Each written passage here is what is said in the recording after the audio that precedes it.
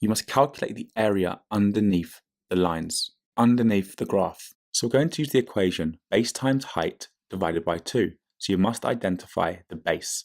This is going to be 8 seconds, so b equals 8.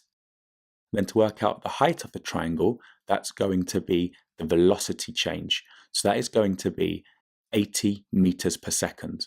So now you've got the base and the height. You simply do base of 8 times height of 80, and because it's a triangle, divide it by 2, and that will give you a distance the car travelled of 320 meters. So to calculate the distance the car travelled while the car was travelling at a constant velocity, we only need to use base times height. The height is still 80 meters per second.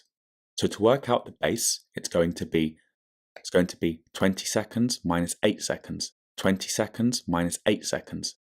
That gives you a time of 12 seconds. So the base is 12 seconds. So that means to work out the distance, the area of the rectangle, you do 80 times 12. That gives you a distance of 960 meters.